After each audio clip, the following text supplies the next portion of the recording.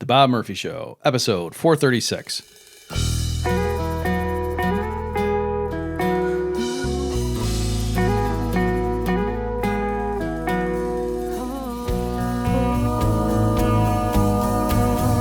There's a tidal wave coming. What you gonna do? Get ready for another episode of The Bob Murphy Show, the podcast promoting free markets, free minds, and grateful souls. It's your source for commentary and interviews conducted by a Christian and economist. Now here's your host, Bob Murphy.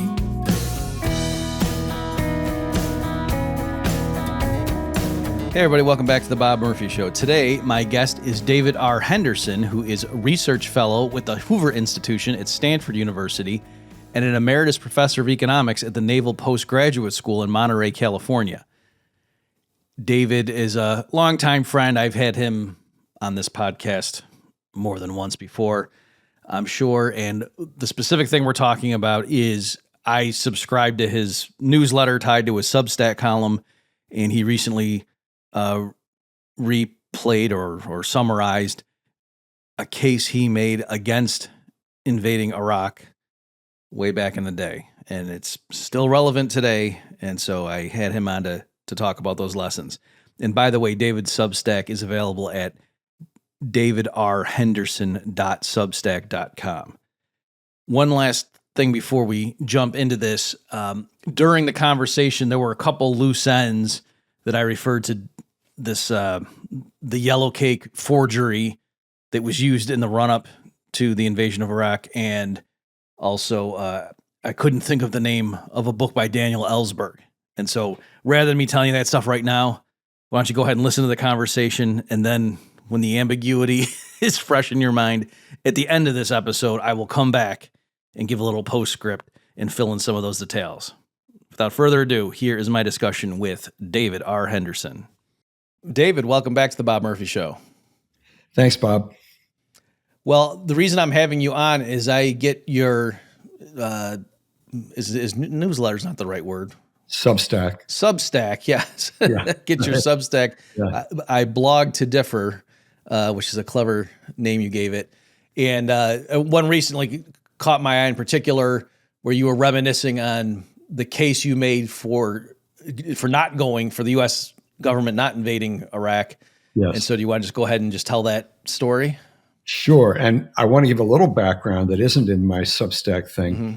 I wrote a piece in August 1990 saying why you couldn't really justify war with Iraq based on the effect that Iraq would have on the world price of oil. And I laid that out, and it did make a big splash. It got me on CNN live around the world with Bobby Batista.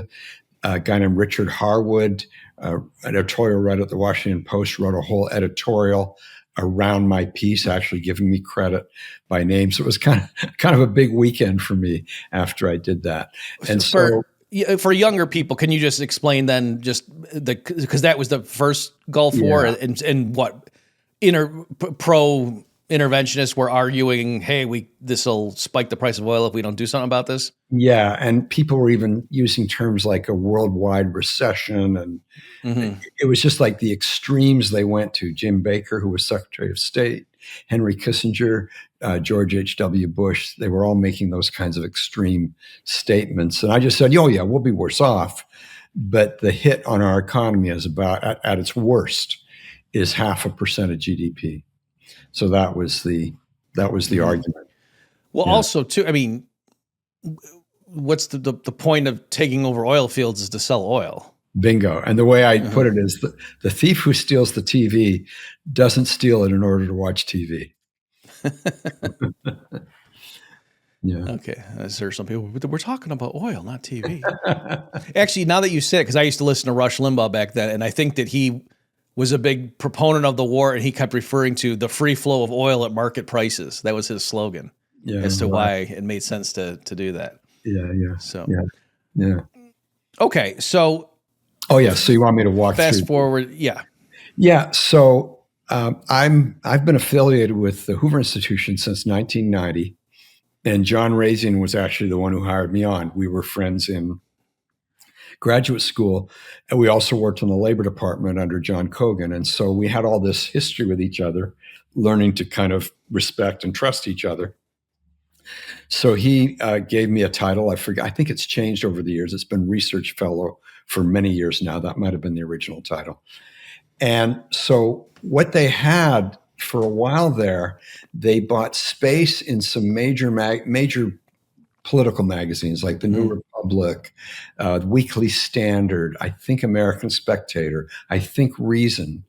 And they would have a full page they had bought with some Hoover scholar making a case on something. And I submitted various things, and they were almost always accepted. This one was titled The Case for Not Invading Iraq. And I had actually tested it on a whole bunch of admirals and generals. I used to give talks to them when they'd come for this special course at the Naval Postgraduate School. And when I laid this stuff out, they thought it made sense.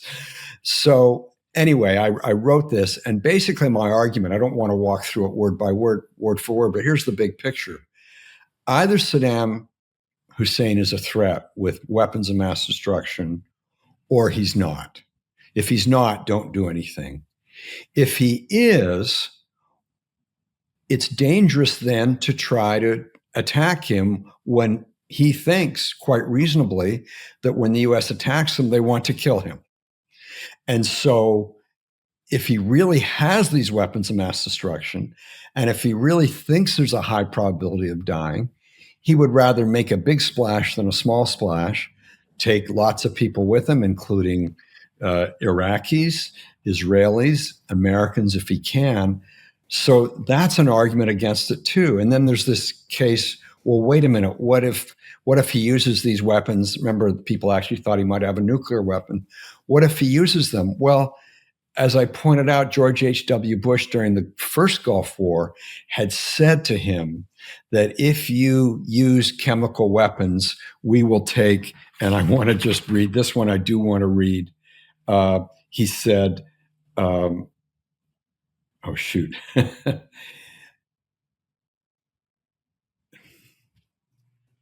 Oh, my goodness. I thought I had it right here. But he said, Bush said he would consider, quote, the strongest possible response. And I think everyone understood at the time that was his euphemism for nuclear weapons. And it worked. Saddam Hussein in the first Gulf War did not use chemical weapons. And so my point was, he responds to incentives. He's a rational man. And therefore, you can make the same kind of threat here. If you do make the same kind of threat, he will respond to that incentive too. So either way, there's no point in making war on the guy.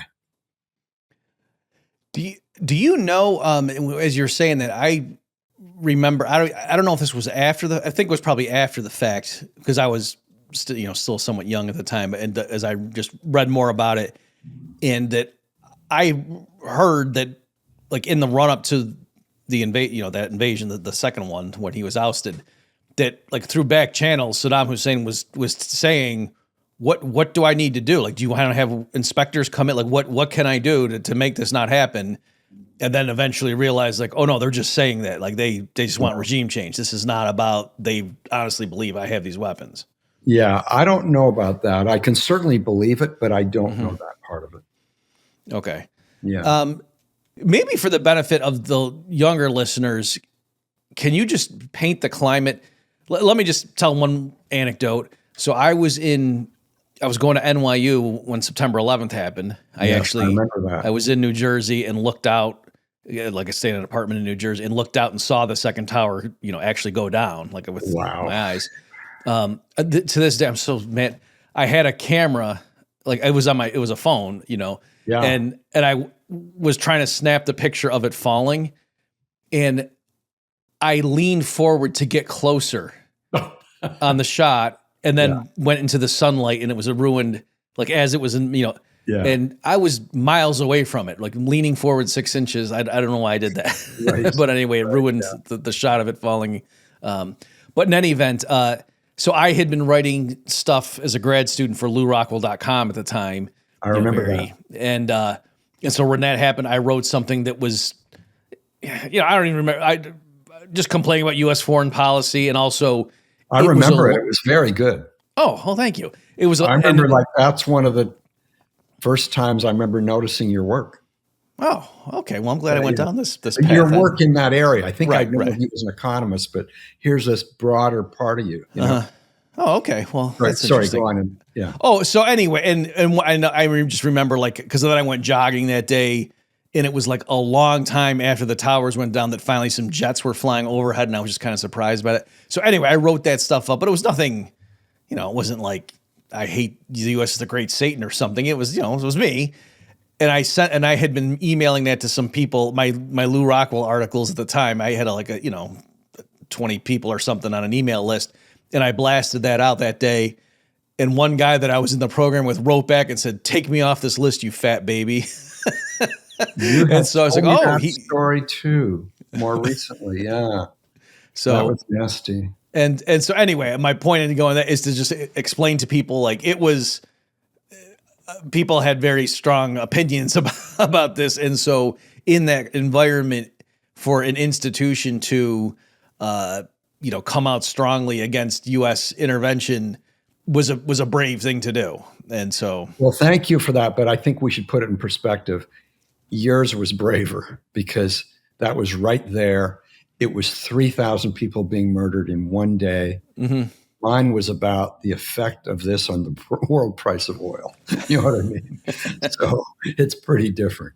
Okay. Well, in any event, but anyway, my point is just to say that it was like people were afraid, even like conventional anti-war activists. Well, not anti-war activists. That's not right because it was Bush was in office, but people, libertarians and conservatives who thought invading Iraq was a bad idea, they were hesitant to.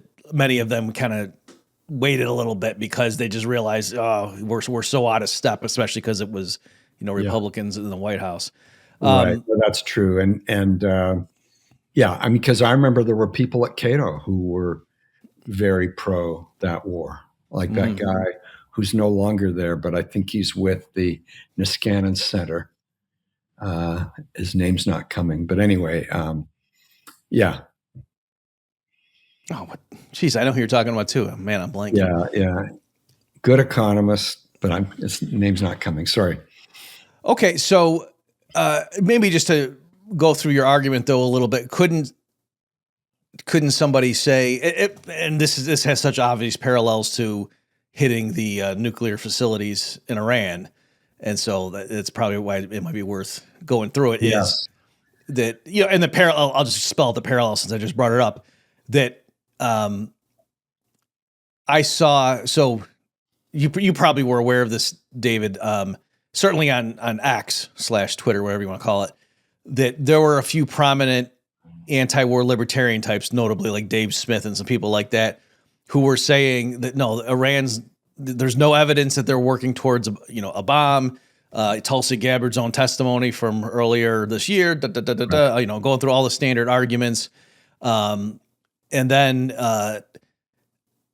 and also, and look at all this evidence that, even in the Bush administration, that like his generals talked him down, saying that no, they could hit a lot of our bases in the region, and back when they were considering being more aggressive against Iran, and then they were throwing around the World War III terminology, and this this thing could blow up real fast and that sort of thing. So then they hit, the U.S. hits. The next, week, nothing awful happens. And then there were, like conservative war hawk types mocking them and saying, or even some not just mocking, but saying things like, oh, come on, the reason the people warning about World War III were proven wrong is the Iranians, evil as they may be, or savages or whatever terminology, they respond to incentives, and they knew that, Donald Trump would have obliterated them if they had hit our bases. And so that's what, so then I wrote, and said, well, which one is it? You know what I mean? If they can respond to incentives like that, well, then why are you saying, oh, we got to stop them? Because if they get a bomb, then they're going to hit Tel Aviv next Thursday, which is like the whole point. And so which one is it? And like, why is Iran one of a kind? Why is it so different from Pakistan or China or North Korea? Mm-hmm. We know that there was only one country in the world that used nuclear weapons, and it used them when no one else had them. And so, Are you talking about the Soviet Union? I'm talking about the day that we, quote, celebrate or commemorate tomorrow, namely the hit on Nagasaki, but then the one 2 days ago, the 80th anniversary of Hiroshima. And so, we know that there's a certain stability. Now, I'm not comfortable with that stability. Mm-hmm. You can have a mistake. If it weren't for that heroic Soviet civilian that time, we might have had a nuclear war. But, the point is that they aren't going to have nuclear weapons in order to use them. They're going to have them in order to deter, just as other countries want to use them to deter. And I think that's why Israel doesn't want them to have nuclear weapons. Yeah. So, okay, why don't we pursue that? I'm just jotting it down a note to make sure I can try to come back to. But let's just pursue that, though. It's perverse, with so many types of government intervention, whether in the economy or we're talking about foreign policy, of course, here, that the official justification actually, it's not just that it doesn't achieve its end, it's the exact opposite. And so a lot of people are saying, looking at U.S. foreign policy, if I were a foreign ruler, especially one that was not playing nicely with the United States, I would look at recent history and think the obvious conclusion is you need to get nuclear weapons as soon as possible. That is the only way to make sure the U.S. doesn't take you out. Well, in fact, Doug Bondo, who writes about this stuff all the time, back then, he quoted this chief of staff of the Indian Army who had been asked, what's the main lesson you learned from the Iraq War, the one in 2003? Mm-hmm. And he said, don't go to war with the United States without nuclear weapons. Yeah. Make sure you have nukes. Yep. Yeah. Okay. So can I just add, and look at Libya, look at the fact that Gaddafi played ball. They said, we don't want you to have nukes. And he goes, oh, okay. And then they attack him anyway. Right. Okay. So, but couldn't we steel man the opposition? So, because there we sort of said it's a binary, look at either these people are rational or they're not. And if your justification for invading is we got to stop them before they get these weapons because they're nut jobs. Well, especially in the case of Saddam, where they were saying maybe he already had at least some nasty types, whether or not he had a nuke. Yeah. Then, isn't that kind of a self-defeating argument?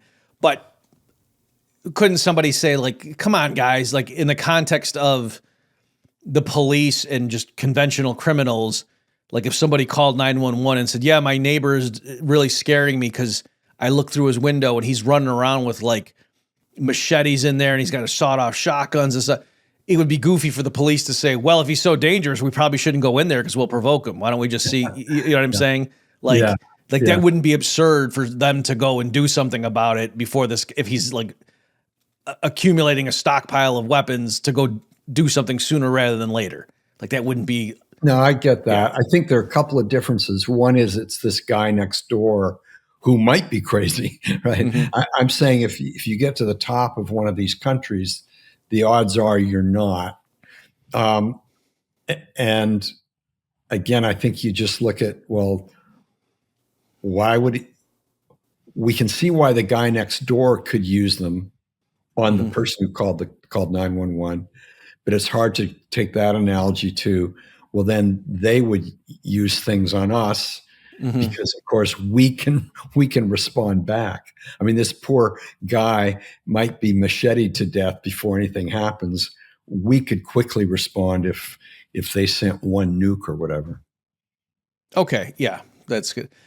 Can you elaborate? I mean, I know where you're going with that, but just for people who may have missed the subtlety of your answer or the profound wisdom there, why are you saying it's a difference between just some random guy who lives in an apartment somewhere versus a world leader, perhaps of a small country, but nonetheless a political official who's in charge of a regime?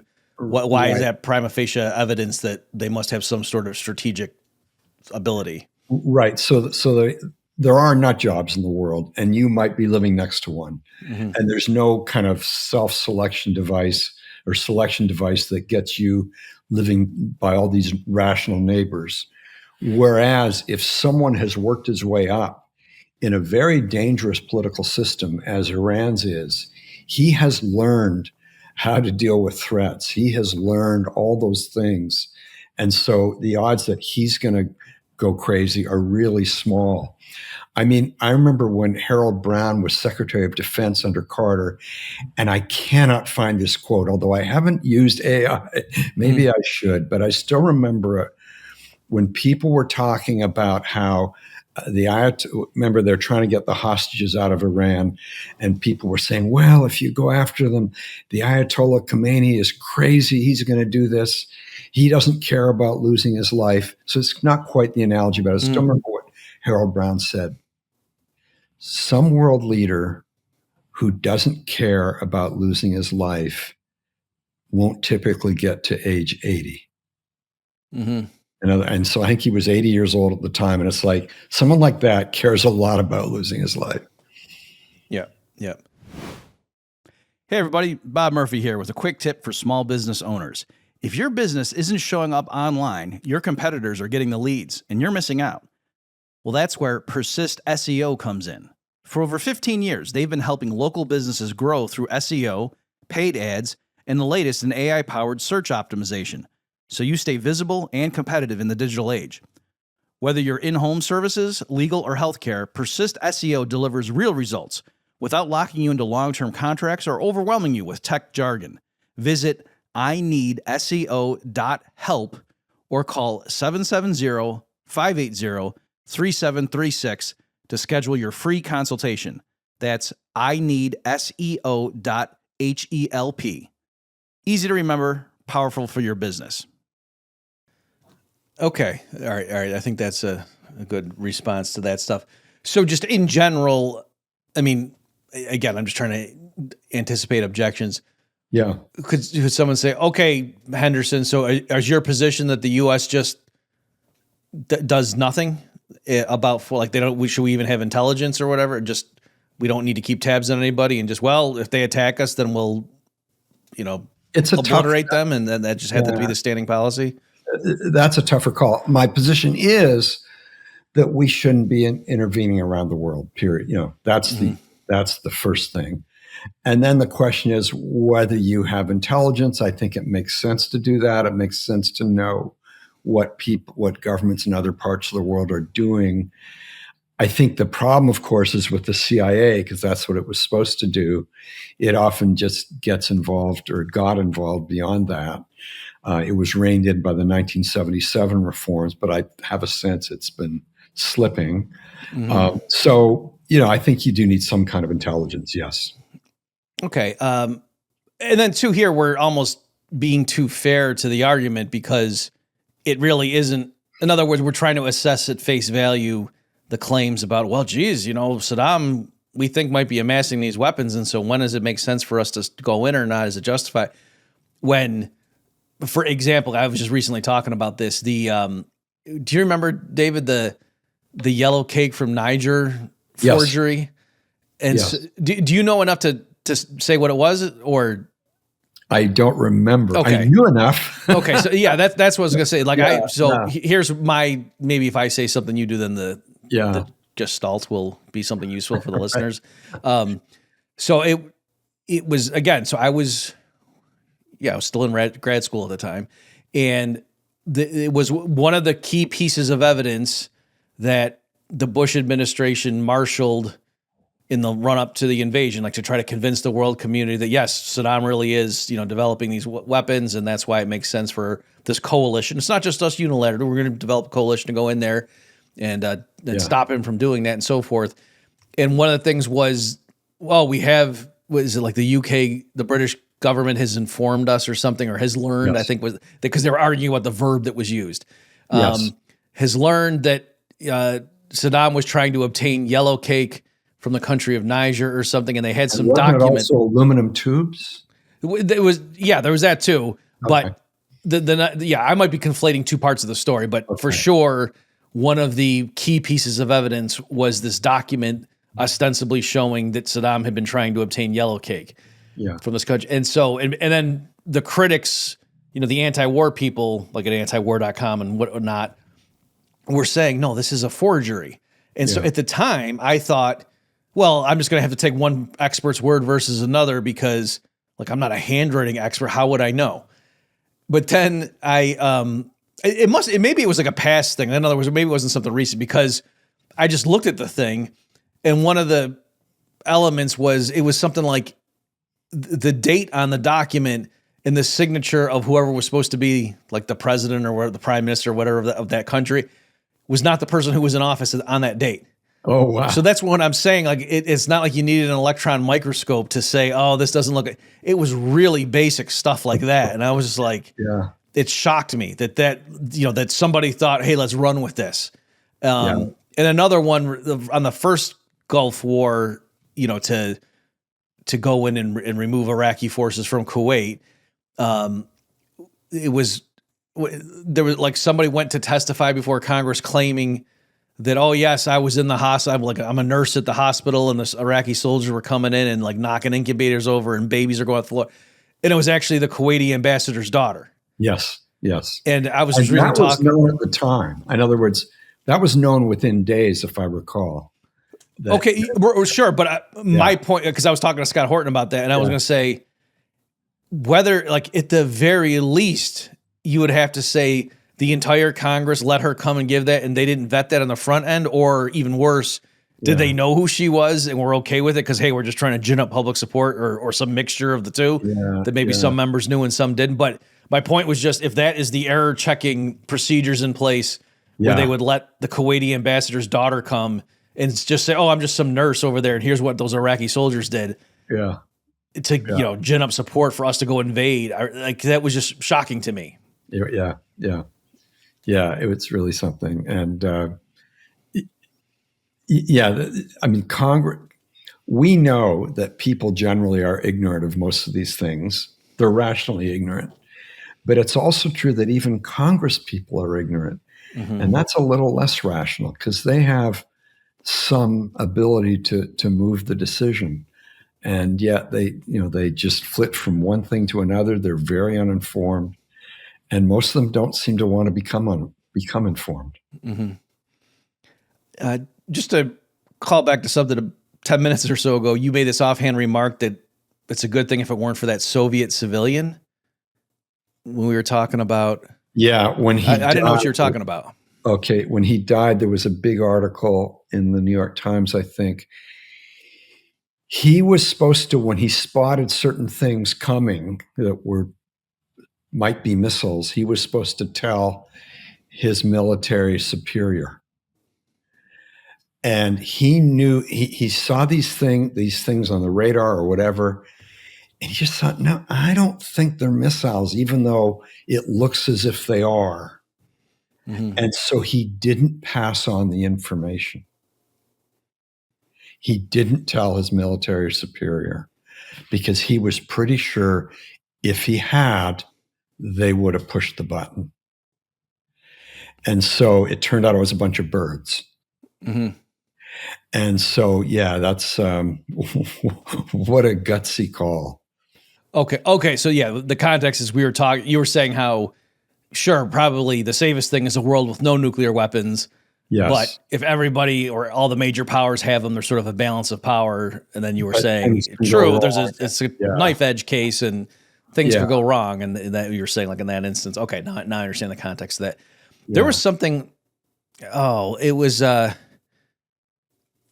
was reading the Daniel Ellsberg's book, one of his later ones where, have you read it? Where he's talking about, there's this myth of like the nuclear football and there's this suitcase going around and like you have to have possession of that to fire nukes. And he was saying, no, that there's people much lower on the chain of command could do it. Oh, no, I haven't read that. Okay, I forget the title of it. It was a fascinating book, but in any event, in that book, I think it's in that book where I got this anecdote that he was explaining how when they first set up, some kind of early warning system like you're talking about on the U.S. side, like to see, do we have incoming, or to catch if the Soviets, if they have a first strike, we want to be able to retaliate. Yeah. And when they first got the thing up and running and did it, it was showing like, oh yeah, here they come. And and they, fortunately, it's the same kind of thing. They just decided that's too coincidental that as soon as we turn on this early warning system, they just happen to do a first strike. So they didn't, quote, retaliate. And it was a good thing because it was like the signals were bouncing off the moon and coming back, and they was showing up as, it was something like that where they just didn't, like, oh yeah. But as soon as they turned it on, like, okay, here we go. And I think they even unveiled it. I hope I'm not just making up details, but I'm pretty sure he was telling the story, and it was like they brought in some brass for the unveiling of this thing. So there's all these people coming in to observe, and they turn on and lights start going off, and they had to tell the people, you need to leave the room. And they're running around like, what do we do? Yeah. So anyway. Yeah. I remember when I was growing up in Manitoba, there was something called the DEW line, distant early warning, way in northern Canada. And it was a joint thing, I think, with the Americans and the Canadians. And I mean, I was maybe 11 or something when I heard about it. And almost every 11-year-old boy I knew wanted to be there. You know what I mean? It was like, I want to be on the cutting edge. But that was like to have this early warning way far north in Canada. Well, as we're wrapping up here for the time I asked you for, can you maybe just give your broad thoughts? Like there's a lot going on in terms of foreign policy, and with your history, teaching at the Naval Postgraduate School, and just, you've been writing so much on foreign policy over the decades. What is your sense? Like some people I read, like they're convinced World War III has already started, and then other people are more like, oh yeah, everyone's always worried about everything, and this too shall pass. Well, I just always think there's the danger of a mistake. And so when Trump announced sending 2 nuclear armed subs, to closer to I was going to say the Soviets, closer to Russia, I find that concerning. You don't escalate unless there's a really good reason, and it's just hard to see what that reason is. So, I mean, am I saying, there's a high probability of World War III? No. But let's say that the baseline probability of World War III in any given year is 1 in 10,000. I'm just making that up, but it's a low number. Well, if it goes from 1 in 10,000 to 1 in 5,000, it's doubled. And that's kind of a big deal. And so that's why I think governments should be way more careful than they're being. So that's that. I also just think there are really good reasons for the U.S. government not to intervene, and it's kind of the big player in the world still. And why do that? Especially when we have, Bob, we live probably in the safest part of the world naturally. In other words, we've got the Atlantic and we've got the Pacific. And that separates us from all the most plausible attackers. We have Canada, and they're not going to attack, let's face it. We've got Mexico, which there's maybe a little higher probability, but still a low probability, especially if you treat them a little better. And so, we just live in this safe spot. And I think that's, in fact, why a lot of government officials want to intervene, because they are working from a place of safety. So this idea that we are being threatened, I just don't see it. I just have not seen it for decades now.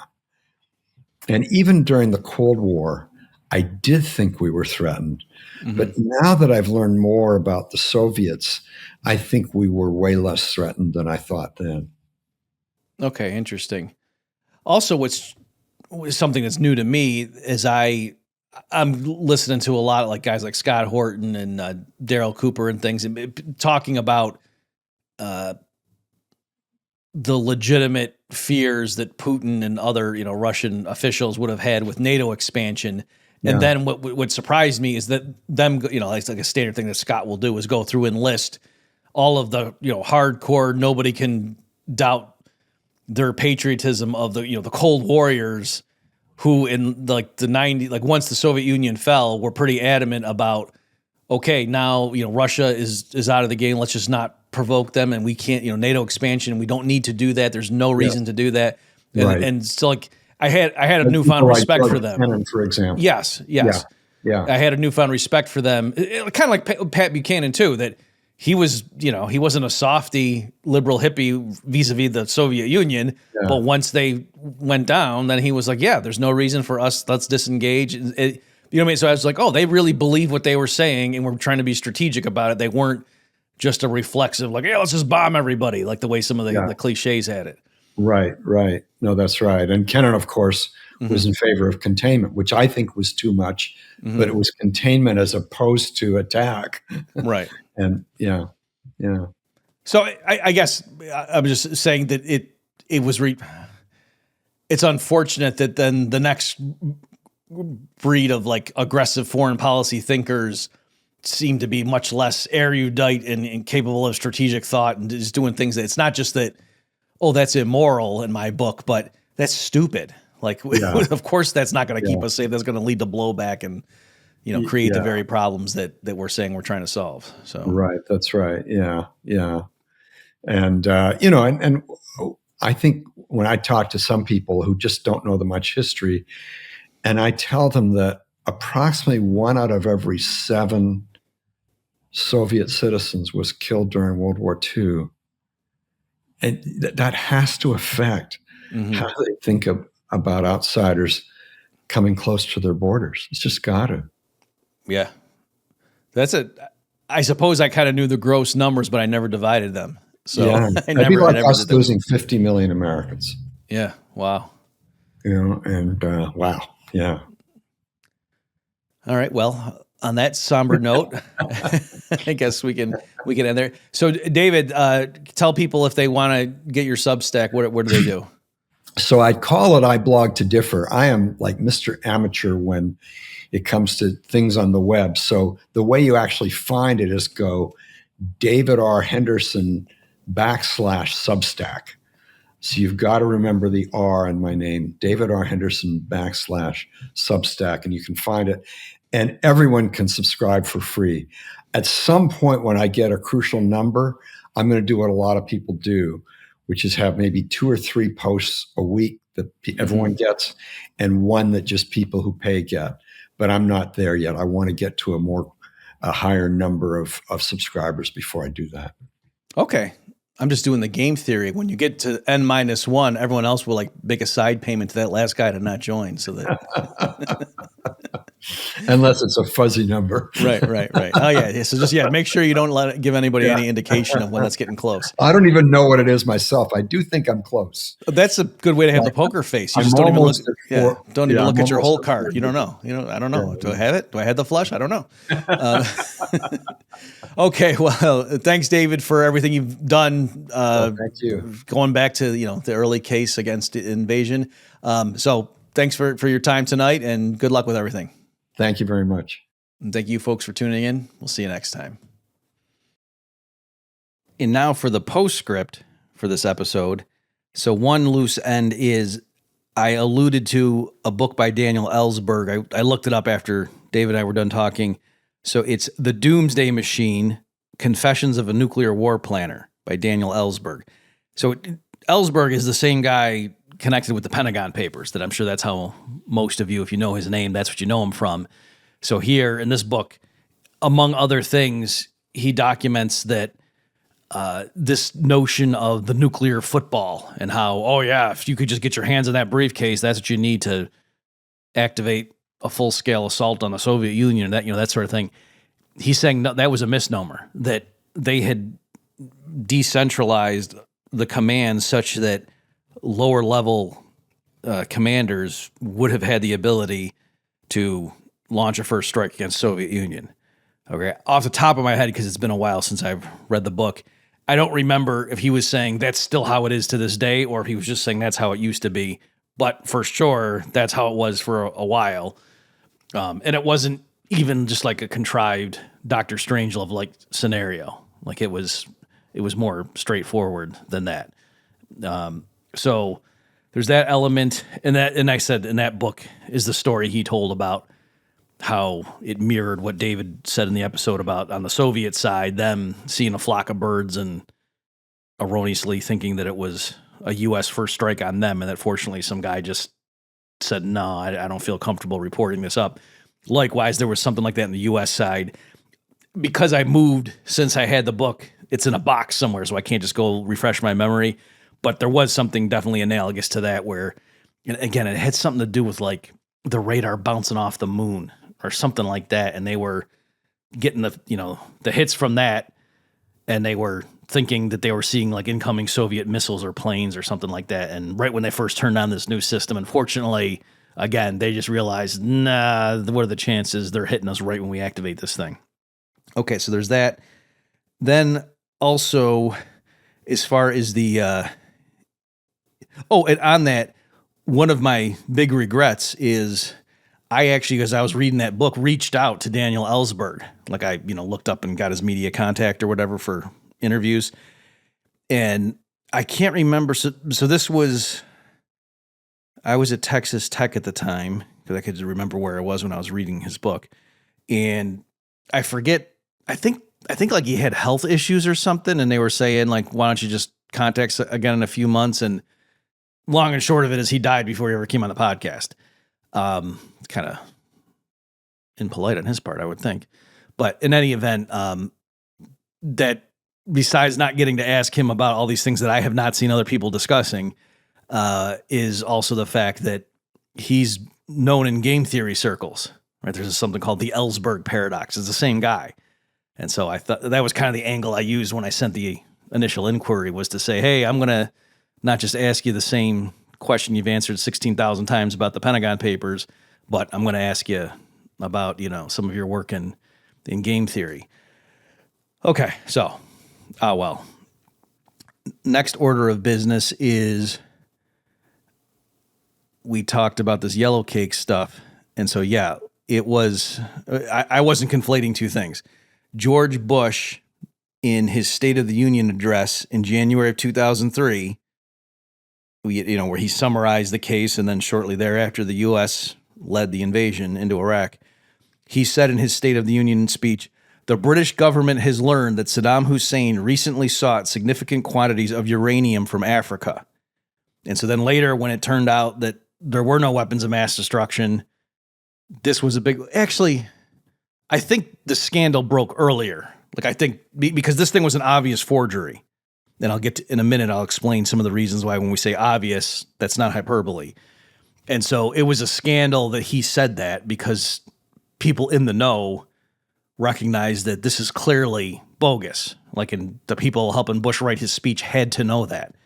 And so they were arguing about it. And so the Republican defenders of Bush were saying, we didn't say that the CIA said that. We're saying the British government.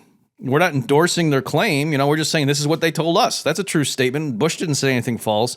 And people were then arguing about the verb. They said, well, no, because it said the British government has learned, right? So that makes it sound like you're confirming or endorsing what they're saying, right? Like I wouldn't say that, back in the 50s and 60s, the Chinese communists learned that socialism is a great way to feed people, right? And then if somebody said, Bob, what are you talking about? That's nuts. I wouldn't say, well, I read some press releases from Mao, and that's what he said. So what, you see what I'm saying? So that's what let me just count, make sure. 1, 2, 3, 4, 5, 6, 7, 8, 9, 10, 11, 12, 13, 14, 15, 16. Okay, I'm not sure, because I thought I had filed away that they were arguing over 11 words, but the sentence I just read you has 16 words. So I don't know if I'm just remembering the number, or if we're only restricting it to a subset of that sentence. But the people like at the National Review and those guys, I don't know if it was literally Jonah Goldberg, but it was people in that orbit at the time defending Bush were doing stuff like saying, out of the whole State of the Union address, and they listed like the word count, people are all up in arms over this, small, as if like saying a major lie that everybody on the inside knows is completely bogus is one of the main talking points to get the country to go to war, as if you could just say, well, as a percentage of the overall size of the speech, that was kind of insignificant. I mean, it's, sort of like, well, geez, over the course of his whole life, Dahmer, for the most part, it's a rounding error in terms of how often did he eat people. If you think about it, I mean, most of the time he was asleep. But anyway, so that's what was there. So now you say, okay, well, what do you mean it was an obvious forgery? Let me just read to you some of this stuff. And I'll put the link to this thing at the show notes page, folks. All right, so the title of this article is The Uranium Hoax That Triggered the Iraq War. I'll just read some excerpts from this article. The main argument former President George W. Bush used to justify the 2003 invasion of Iraq was a claim that Saddam Hussein was ramping up his nuclear weapons program, an accusation based on forged documents promoted in the president's State of the Union address in January of 2003, 2 months before the start of the war. The allegation was largely based on forged documents claiming Iraq had tried to purchase 500 tons of yellowcake uranium powder from Niger, a country in North Africa, which could be enriched and used in nuclear weapons. But who forged the documents, and why weren't they immediately dismissed as fake? Mohammed El-Baradi, probably butchering the pronunciation of that guy's name, then head of the International Atomic Energy Agency, told the UN Security Council that his staff and independent experts concluded within hours that the documents were forged. They were printed after all. So here, let me just pause. So when I originally, read accounts of this stuff, because I was at the time, writing for LouRockwell.com and stuff, I was, just finishing up at NYU at that time. And, so I was hip deep in all this stuff. And so when they started saying like, oh, these documents were clearly forged, I thought, oh, so like experts did handwriting analysis or something, or, was there some particular thing that was off and that genuine experts could say, oh, wait a minute, I'm familiar with the history of this region. Or did they say some technical thing that really didn't make sense? Did they use, instead of using the metric system, did they use the imperial system? I was thinking surely it would be something like that, right? No. Let me just read to you how they knew within hours. This is obviously a forgery. Okay. They were printed, after all, on obsolete Iraqi and Niger letterheads, citing officials who were no longer in power at agencies that had been disbanded. One letter, dated October 10th, 2000, was reportedly signed with the name of Elil Habibu, a Niger minister of foreign affairs and cooperation who left office in 1989. Okay, so that's the kind of stuff we're talking about. That, again, just make sure you caught that. These documents that were allegedly the smoking gun showing that, look at, Saddam Hussein, as recently as 2000, was trying to get yellowcake uranium powder, which is, what you need as a precursor to getting a nuke. And here, look at this letter from October 10th, 2000, showing, the back and forth between the Iraqi government and the government of Niger. And this one was signed, it was showing the guy who signed it as of ostensibly October 10th, 2000. If you go and look it up, he actually left office in 1989. All right. So whoever forged that just didn't know that that guy was no longer in power, or they didn't care. All right. Quote, it was not really very difficult for us to come to the quick conclusion that these documents were forgeries, El-Baradi said at the time. All right. I don't need to continue reading. If you're curious about more of the backstory and like how did it get into the chain of custody, as it were, for these documents, and how did it finally ultimately make its way into George Bush's 2003 State of the Union address, you can go ahead and read the article that I'll put in the show notes page. But I just wanted to say, for the record, and give the exact details, is when I was saying to David, these things were obvious forgeries. They were obvious forgeries. And yet, because officials in the British and U.S. government, plural, wanted the invasion to happen, they went ahead and played dumb and just passed it along as, oh, look at this. Sort of like the Steele dossier in our times, where everybody who looked at the thing knew it was ludicrous. That was even the internal assessments, the stuff that's come out now with the, declassified stuff that Tulsi and whatnot have put out, showing that the people in the Obama administration knew that this was all bogus. But anyway, they went ahead and, again, Bush cited it in his State of the Union address. And then, again, even after all that came to light, the neocons at National Review and the Weekly Standard and those kind of outlets were poo-pooing the people who are saying, hey, that's kind of concerning that the president cited something that everybody who knows anything about this stuff knew was an obvious forgery. Like, if the case for invading Iraq is so strong, why do you have to rely on bogus evidence? And then, they were acting like, oh, you guys are acting like I did something, right? Okay, well, thus concludes this postscript. Thanks for your attention, folks. For links to David's Substack and to this uranium forgery takedown, go to bobmurphyshow.com/436. You've just experienced another episode of The Bob Murphy Show, the podcast promoting free markets, free minds, and grateful souls.